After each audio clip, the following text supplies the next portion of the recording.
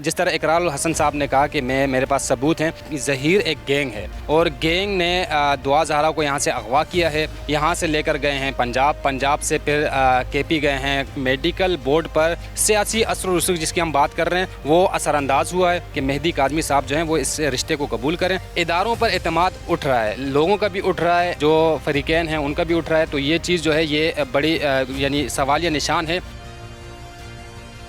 अस्सलाम वालेकुम, आप टीवी से मैं हूं फैसल खान सूरी। आज मैं कराची में मौजूद हूं, मेरे साथ सीनियर रिपोर्टर वकास खान साहब मौजूद हैं जो कि कोर्ट के सीनियर रिपोर्टर हैं और कोर्ट में जितने भी केसेस आते हैं उसको कवर करते हैं। और दुआ ज़हरा का और ज़हीर का केस शुरू से लेकर अब तक जितना हो चुका है सबको कवर कर चुके हैं। इन्हीं से जानेंगे कि ये केस को किस नज़रिए से देखते हैं, क्या ज़हीर का ताल्लुक किसी गैंग के साथ है और क्या ये एक कहानी बनाई गई थी कि इसको ज़हीर को गैंग साबित करना है या दुआ को झूठा साबित करना है, ये सब क्या चल रहा है, इन्हीं से जानने की कोशिश करेंगे। वकास साहब बताइएगा कि आपने इस केस में क्या देखा, कौन गैंग है, कौन झूठा है, ये सब क्या मामला है? देखें, मैं शुरू से जिस दिन दुआ ज़हरा को पंजाब से लेकर आए उस दिन से आपको मैं कहानी सुनाता हूं कि जब उनको हाई कोर्ट में पेश किया गया तो हाई कोर्ट में उनका जो बयान था उसने इस केस से बिल्कुल निकाल लिया, यानी पूरी एनर्जी इस केस से वहीं निकल गई थी। अदालत ने फिर ऑर्डर दिया कि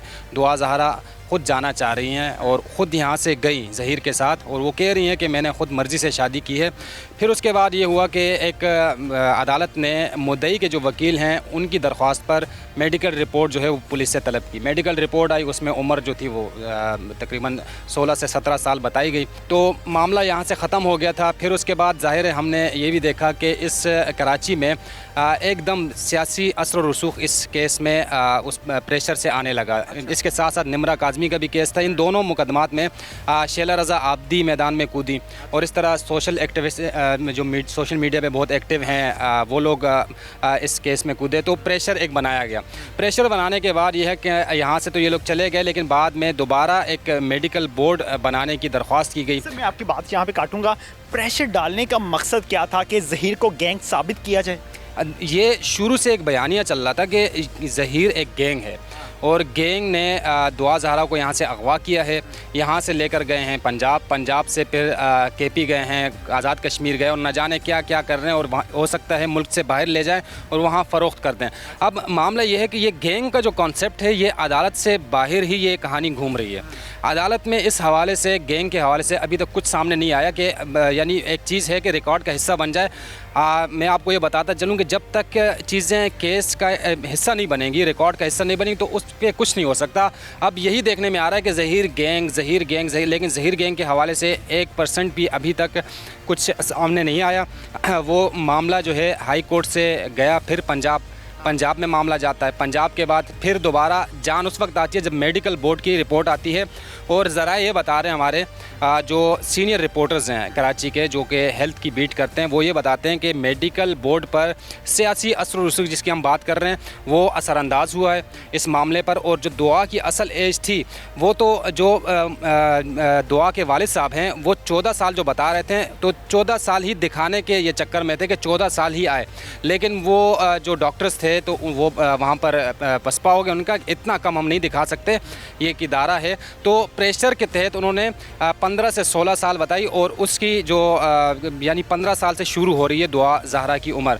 तो वो एक केस में जान आई, उसके बाद जान आने के बाद दोबारा से मामला शुरू हुए और बिलाखिर ज़हीर को आना पड़ा, सरेंडर करना पड़ा सिटी कोर्ट कराची में। ज़हीर ने सरेंडर किया, अदालत में एक बार पेश हो चुके हैं, कल दोबारा अदालत में पेश होंगे। और ज़हीर ने जो अपने दरख्वास्त में मौक़िफ़ अपनाया वो ये अपनाया कि हम बेगुनाह हैं और एक साथ रहना चाहते हैं। वो एक चीज़ लाहौर से चली थी कि दुआ ज़हरा ने कोई बयान दिया है जो यूट्यूबर से हमें पता चला कि इनके आपस में ताल्लुकात ख़राब हो गए। तो इस हवाले से ज़हीर से मैंने और उनके भाई से अदालत में, क्योंकि काफ़ी टाइम था अदालत में, तो मैंने कहा पूछ लेते हैं, क्योंकि सहाफ़ी का काम है हर एंगल से स्टोरी को देखें। सवाल किया उनसे, उन्होंने कहा ऐसा कुछ भी नहीं है, दुआ के साथ हम रहेंगे, मैं रहूँगा और खुशी खुशी हम ज़िंदगी गुजारना चाह रहे हैं। हाँ, मेहदी काज़मी के हवाले से उन्होंने ये कहा कि मेहदी काज़मी साहब जो हैं वो इस रिश्ते को कबूल करें, न सिर्फ कबूल करें कि वो एक कदम बढ़ाएं, हम 10 कदम बढ़ाएंगे। ये मामला हुआ। अब मामला है सिटी कोर्ट में। सिटी कोर्ट में दुआ ज़हरा को भी पेश किया जाएगा। उनका बयान जो है वो असर रखता है। अब दुआ ज़हरा का बयान जो है उस पर ज़हीर भी डिपेंड करते हैं, उस पर पूरा केस डिपेंड करता है। सवाल ये किया जाता है लोगों की जानिब से, हमसे भी लोग सवाल करते हैं कि दुआ ज़हरा मेहदी काज़मी साहब के साथ जाएंगी या ज़हीर के साथ जाएंगी। यहाँ पर मैं justice Munib Akhtar supreme court के जस्टिस, उनका एक मैं रिमार्क्स आपको सुनाऊँ।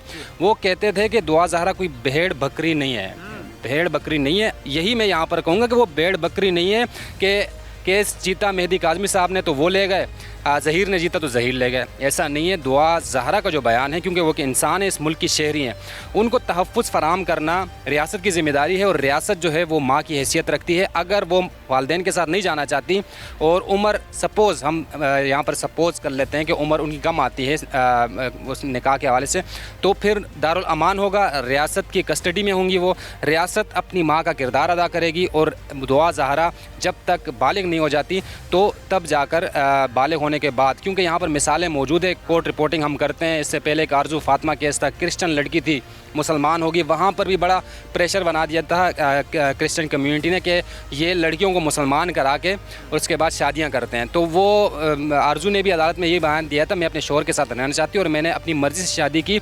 जब मेडिकल रिपोर्ट आई तो उनकी उम्र 14 साल थी।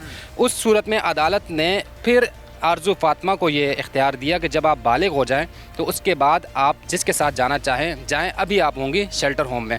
तो ये सिनारियो है। अब बयान जो है वो दुआ का अहमियत रखता है। वो बयान जो होगा वो मजिस्ट्रेट के रूबरू कलमबंद होगा। इसके साथ साथ अहम चीज़ ये है, आप ख़ुद भी लाहौर से हैं, आपको ही पता होगा, वहाँ पर मेडिकल बोर्ड के लिए दरख्वास्त दी गई है। तो इदारों पर एतमाद उठ रहा है, लोगों का भी उठ रहा है, जो फ़रीक़ैन हैं उनका भी उठ रहा है। तो ये चीज़ जो है ये बड़ी यानी सवालिया निशान है। सिंध हुकूमत और सिंध के इदारे जो हैं इन पर सियासी असर रसूख अगर है तो वाकई ये बाकी जो मुकदमात हैं, दुआ ज़हरा का मुकदमा साइड पर अगर रखें आप, बाकी जो क्राइम रेशो है कराची में सबसे ज़्यादा, इस पर भी असरअंदाज होने का ख़दशा है। सर, जैसे कोई अदालत का फ़ैसला आता है तो दुआ ज़हरा के जो वालिद मोहतरम है वो तनकीद करना शुरू कर देते हैं, वो फ़ैसला नहीं तस्लीम करते, तो अदालत इस पर नोटिस क्यों नहीं लेती? देखें, हम बहैसियत सहाफ़ी या बहैसियत पाकिस्तानी हम एक चीज़ पर यकीन रखते हैं कि जो होना है अदालत में होना है, अदालत में होना है। अदालत में मुद्दई की जानिब से वकील ने दलाइल देने हैं, इसके साथ साथ जो मुलजिम जिनको बनाया गया है ज़हीर को, उनकी जानिब से वकील दलाइल देंगे, पुलिस अपनी रिपोर्ट जमा कराएगी, इसके साथ साथ सरकारी वकला अपने रिपोर्ट जमा कराएंगे, दलाइल देंगे और अदालत उस पर फैसला करेगी, यानी फैक्ट्स एंड फिगर्स पर बात होगी। अब अगर अदालत के फ़ैसलों को नहीं माना जाता तो फिर सुप्रीम कोर्ट है, सुप्रीम कोर्ट जाएंगे, तो सुप्रीम कोर्ट भी जाएंगे, वहाँ पर भी साबित करना पड़ेगा। अब साबित करने के लिए आपके पास चीज़ें होना ज़रूरी हैं और सबसे अहम बात यह है कि साबित करने के लिए आपके पास दुआ ज़हरा का बयान होना ज़रूरी है, जिस पर यह कहा जा रहा है कि उनकी ब्रेन वॉशिंग करके उनसे ये उगलवाया जा रहा है या कहलवाया जा रहा है। अब अगर एक बात ये भी सवाल ये भी उठता है कि अगर दुआ ज़हरा पर गैंग का प्रेशर है तो इतने दिन, तकरीबन एक हफ़्ते ज़ायद का अरसा हो गया, वो दारुल अमान में थी, उनके इर्द गिर्द सरकार थी, कोई गैंग नहीं था, तो उसके बावजूद उन्होंने दरख्वास्त लगा दी लाहौर में कि मेरा मेडिकल जो है टेस्ट दोबारा कराया जाए। तो ये सारे मामले जो हैं अगर आप कड़ियाँ अगर जोड़ें, अब इल्ज़ामात की बुछाड़ें, अब हम जो है मैंने तकरीबन शुरू से जब मैं रिपोर्टिंग कर रहा हूँ, हमने बैलेंस चीज़ रखी। अगर दुआ ज़हरा के वालिद साहब आए, हमने उनका भी शॉट चलाया, हमने जिब्रान नासिर एडवोकेट का भी चलाया, फिर ज़हीर आया, ज़हीर के वकील साहब जो थे वो शॉट नहीं देते थे, तो इसलिए उनका शॉट चला नहीं।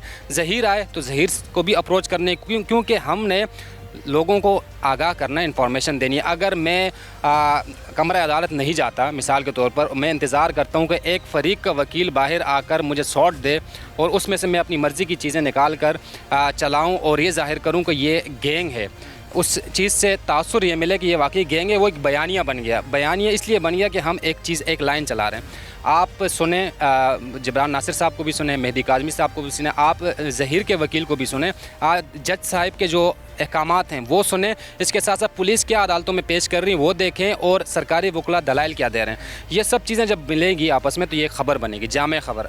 हम यहाँ पर इस बात का अफसोस हो रहा है कि यूट्यूबर्स भी ठीक हैं, वो एक अपने कमाई का उनका ज़रिया है, लेकिन मिस इन्फॉर्मेशन जो फैल रहा है, वन साइडेड ओपिनियन जो चल रहा है, उसने एक बड़ा एक बयानिया बना दिया और लगता ये है कि लोग जो हैं एक तरफ खड़े हुए हैं। दूसरी साइड से अब मैंने जब ज़हीर की बात की, ज़हीर के हवाले से ख़बर चलाई, उससे पहले मुझ पे तनकीद नहीं होती थी। ज़हीर का मौक़िफ़ जब सामने आया तो मुझे भी कहा गया कि आप भी गैंग का हिस्सा हैं।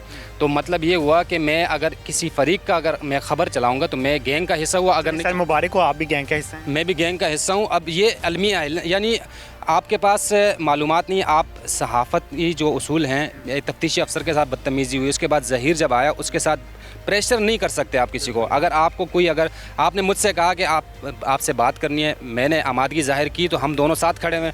अगर आप मुझसे ज़बरदस्ती करते तो मैं ज़ाहिर चुप होकर चला जाता, यही होता। ज़हीर पर भी ज़बरदस्ती की गई कैमरे के ऊपर, और उस ज़बरदस्ती में तनकीद का निशाना किसी और को बनाया गया जो कि यहाँ पर थे ही नहीं। तो ये जो मामला है, ये लोगों को अब समझ आना शुरू हो गई ये चीज़ें, कि जिस तरह इकरार हसन साहब ने कहा कि मेरे पास सबूत हैं, सबूत मैं बोलता रहूं कि मेरे पास फ़लाँ बंदे के ख़िलाफ़ सबूत हैं, चीखता रहूं, वो बेकार है। सबूत तब सबूत है जब आप अदालत में जाकर पेश करो। अदालत में पेश करने के लिए कुछ होगा तो पेश किया जाएगा, अगर नहीं होगा तो ऐसे ही चलता रहेगा। सर बहुत शुक्रिया आपका। सर ये मुझे वाज़िया कर दीजिए, ऑडियंस को भी वाज़िया कर दीजिए कि मैंने आपको गन पॉइंट पे तो नहीं कहा कि आप इंटरव्यू दें। नहीं, आप कराची में तो गन पॉइंट पे आप कह भी नहीं सकते, लेकिन आपने मुझसे एक रिक्वेस्ट की और आपके बहुत शुक्रिया, आपने इतनी इज़्ज़त दी, मुझे बुलाया, और जो मालूमात मेरे पास थी इसमें यानी मेरी तरफ से कुछ नहीं था, जो मैंने देखा वो मैंने आपके सामने रखा। बहुत शुक्रिया वकास साहब आपका। इसी के साथ मुझे इजाज़त दीजिए। देखते रहिए आप टीवी, और लम्हा ब लम्हा हम आपको अपडेट करते रहेंगे कि दुआ ज़हरा केस के हवाले से क्या हो रहा है और क्या होने जा रहा है। इसी के साथ मुझे दीजिए इजाज़त।